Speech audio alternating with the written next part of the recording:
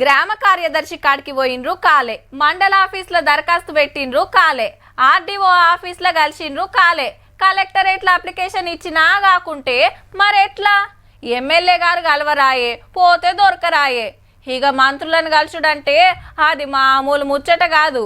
కానీ ఇదంతా మునుపు, ఇప్పుడు లెక్క మారింది మళ్ళా.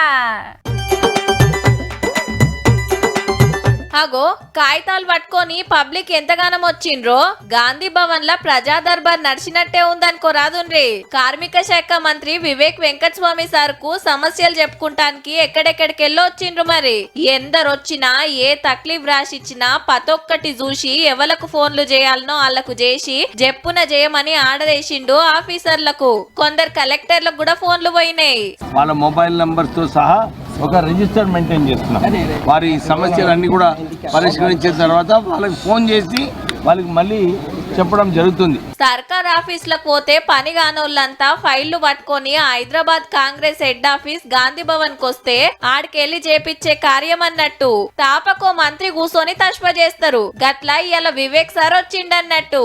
ఇండ్లు, పింఛన్లు, కళ్యాణ లక్ష్మి సాయం, దవాఖాన్ల బిల్లులు ఇట్లా ఏదున్నా తీసుకొని దబ్బున పనయ్యేటట్టు చేస్తారు. ఇక ఈ అర్హత ఉన్న వాళ్ళందరికీ కూడా రేషన్ కార్డ్స్ ఇవ్వడం జరిగింది.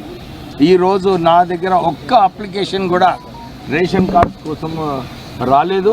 అదే ఒక నిదర్శనం అన్నమాట. జిల్లాలకెళ్ళి కూడా వస్తారు కాబట్టి ఎవ్వలని నారాజు చేయకుండా అందరినీ నిమ్మలం చేసి దోలిండ్రిగా. సుమారు 3 లక్షల పెన్షన్లు అందరికి ఎవరైతే అర్హత ఉన్నదో వాళ్ళందరికీ కూడా పెన్షన్ ఇచ్చే కార్యక్రమం రాష్ట్ర ప్రభుత్వం తీసుకుంటుంది.